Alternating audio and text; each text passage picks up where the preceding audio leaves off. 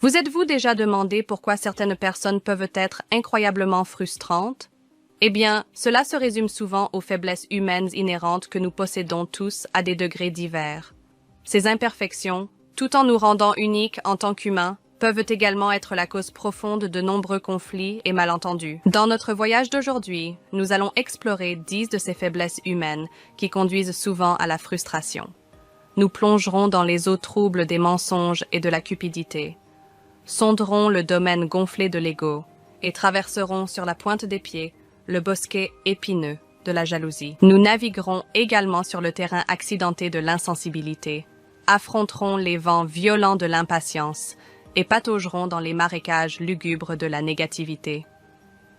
De plus, nous éclairerons les coins sombres de la malhonnêteté et confronterons les visages froids et impassibles de l'indifférence.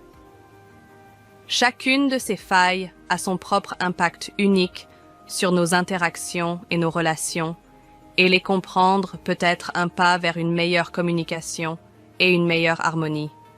Alors, sans plus tarder, plongeons dans ces raisons et essayons de comprendre pourquoi elles peuvent être si exaspérantes. Commençons par la première raison, les mensonges. Comment ils peuvent tordre le tissu de notre réalité? Ils sont sournois, parfois à peine perceptibles, comme un mensonge blanc dit pour épargner les sentiments de quelqu'un. D'autres fois, ils sont colossaux, ébranlant les fondements mêmes de la confiance. Imaginez un ami qui dit qu'il va bien alors qu'il ne va pas bien du tout, ou un être cher qui cache une vérité douloureuse pour vous protéger. Ces actes peuvent sembler être des actes de gentillesse, mais ils ne le sont pas. Ce ne sont que des mensonges, créant un brouillard de malentendus et de manque de communication. Ensuite, il y a les mensonges délibérés et calculés racontés avec l'intention de tromper ou de manipuler. Ce sont les mensonges qui engendrent la méfiance et le ressentiment qui nous font tout remettre en question. Ils transforment les amis en étrangers, l'amour en doute. Les mensonges, existant sous toutes les formes et tailles, mais ils partagent tous une chose en commun. Ils déforment notre perception de la réalité. Par conséquent, les mensonges, aussi insignifiants qu'ils puissent paraître, peuvent conduire à beaucoup de frustration. Passons à la deuxième raison, la cupidité. C'est plus qu'un simple désir de plus. C'est un désir insensé, une faim insatiable qui peut conduire à un comportement égoïste. Lorsque la cupidité prend le dessus, elle peut aveugler les gens aux besoins et aux sentiments de ceux qui les entourent. C'est comme un brouillard qui obscurcit l'empathie et la compassion, conduisant souvent à des conflits.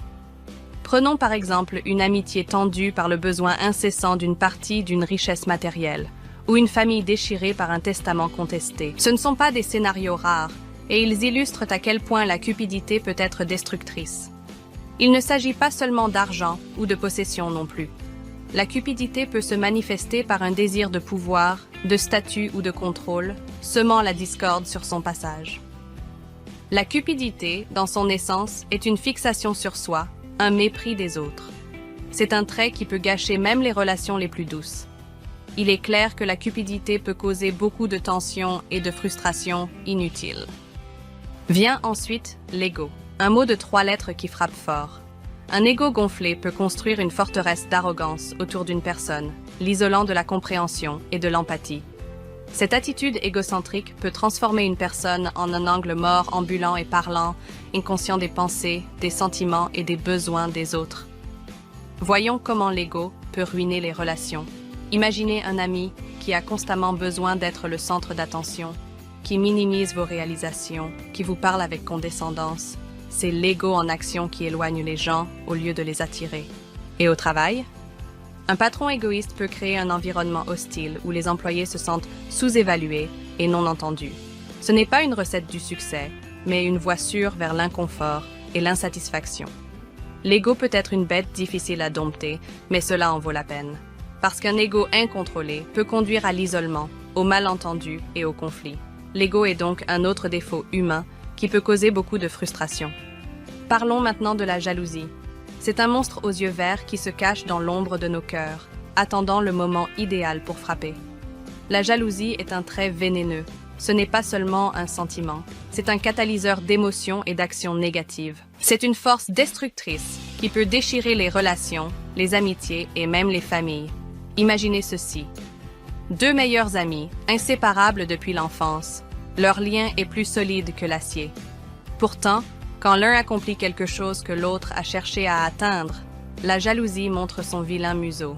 Le lien se brise, remplacé par le ressentiment et l'hostilité. Ils ne sont plus amis, mais rivaux, ou considérés un scénario de travail. La promotion d'un membre de l'équipe déclenche la jalousie parmi les collègues, ce qui entraîne des conflits et un environnement de travail toxique. L'unité de l'équipe s'effrite, la productivité chute et la culture de travail en souffre. Il ne s'agit pas seulement de vouloir ce que les autres ont, mais aussi de l'incapacité à être sincèrement heureux de leur réalisation. La jalousie peut donc être un trait très frustrant à gérer. Passons à l'insensibilité. C'est un trait qui est trop courant, mais souvent négligé. L'insensibilité est essentiellement un mépris des sentiments et des émotions des autres. C'est l'incapacité de faire preuve d'empathie, de se mettre à la place de quelqu'un d'autre et de comprendre son point de vue. Et ce manque de compréhension peut entraîner de nombreux problèmes. Imaginez ceci. Un ami traverse une période difficile et au lieu de lui tendre une oreille attentive, vous écartez ses préoccupations en lui disant de simplement s'en remettre. C'est de l'insensibilité. Ou un scénario au bureau où un employé est aux prises avec une tâche et le patron, au lieu de lui apporter son soutien, le réprimande pour son inefficacité. C'est aussi de l'insensibilité. Ces exemples ne sont que la pointe de l'iceberg. L'insensibilité peut tendre les relations, créer des malentendus et engendrer du ressentiment. Cela peut amener les gens à se sentir non entendus, insignifiants et sous-estimés. Il est évident que l'insensibilité peut être une cause majeure de frustration. Ensuite, nous avons l'impatience. C'est un défaut qui peut nous surprendre. C'est comme une petite flamme qui, si elle n'est pas entretenue, peut devenir un feu de forêt, causant des destructions sur son passage. L'impatience, mes amis, est un saboteur silencieux. Avez-vous déjà été dans une situation où vous avez pris une décision hâtive parce que vous ne pouviez tout simplement pas attendre? Peut-être avez-vous sauté sur la première offre d'emploi qui s'est présentée pour vous rendre compte plus tard que ce n'était pas le bon choix. Ou peut-être avez-vous mis fin hâtivement à une relation ou à une amitié en raison d'un conflit temporaire pour le regretter plus tard. L'impatience peut aussi conduire à des conflits. Cela peut tendre les relations lorsqu'une personne est toujours pressée, qu'elle veut toujours que les choses soient faites immédiatement et qu'elle n'est pas prête à donner à l'autre personne le temps dont elle a besoin. Il s'agit comme d'essayer de forcer une fleur à fleurir avant qu'elle ne soit prête. L'impatience, par conséquent, peut être incroyablement frustrante à gérer. Elle nous prive de la joie de l'anticipation, de la satisfaction de voir les choses se dérouler à leur propre rythme. Parlons maintenant de la négativité. C'est comme un brouillard qui brouille la vision et entrave le progrès. C'est une force qui peut envahir la vie de quelqu'un, s'infiltrant dans ses pensées, ses sentiments et ses actions. La négativité peut transformer la vie la plus colorée en une existence monochrome, où la joie et l'optimisme sont remplacés par le pessimisme et le désespoir. Prenez un scénario dans lequel un individu, appelons-le John, est constamment négatif à propos de son travail. Il ne voit aucune place pour la croissance, aucune possibilité d'avancement et aucune joie dans son travail.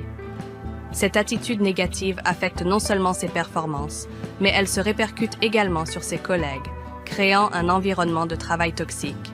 Ou considérez une famille où un parent est constamment négatif sur ses circonstances.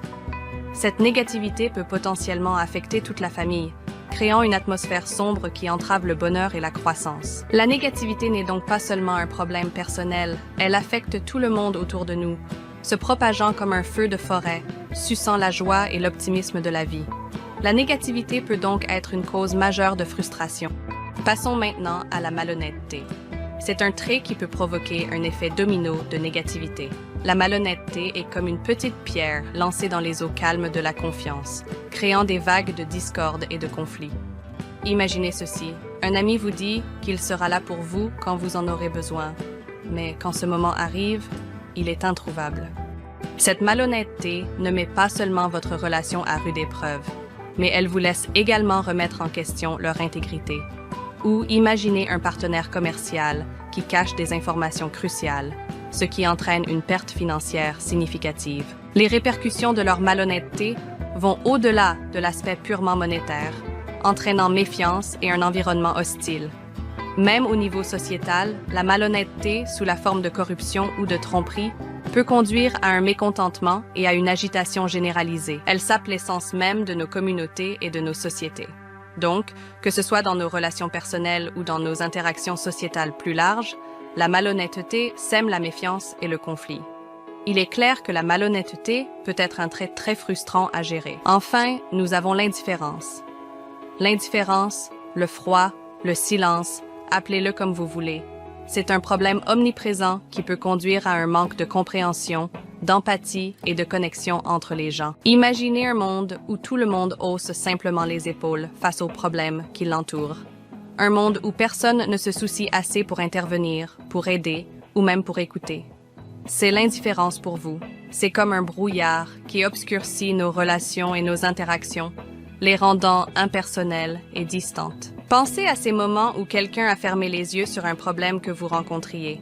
Vous vous rappelez de ce que ça vous a fait? C'est comme une piqûre douloureuse, n'est-ce pas?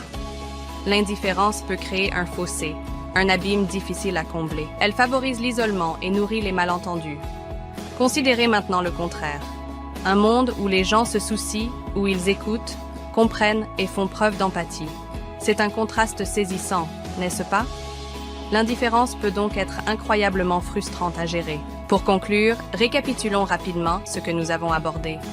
Nous avons commencé par parler du mensonge, un défaut humain courant mais destructeur. Ensuite, nous sommes passés à la cupidité, un désir insatiable qui conduit souvent à la ruine. Ensuite, nous avons discuté de l'ego, un trait égocentrique qui peut nous isoler des autres. La jalousie était notre quatrième point, un monstre aux yeux verts qui sème la discorde. Nous avons ensuite abordé l'insensibilité, un manque d'empathie qui peut blesser ceux qui nous entourent. L'impatience était notre sixième sujet, un trait qui peut nous priver de la joie du moment présent. La négativité est venue ensuite, un état d'esprit qui peut brouiller notre perception du monde. La malhonnêteté, une rupture de confiance, était notre huitième point. Enfin, nous avons terminé par l'indifférence, un manque de préoccupation ou d'intérêt qui peut conduire à la déconnexion. Bien que ces défauts puissent être frustrants, il est important de se rappeler que personne n'est parfait et que nous avons tous nos propres défauts. L'essentiel est de comprendre et de gérer ces défauts au mieux de nos capacités.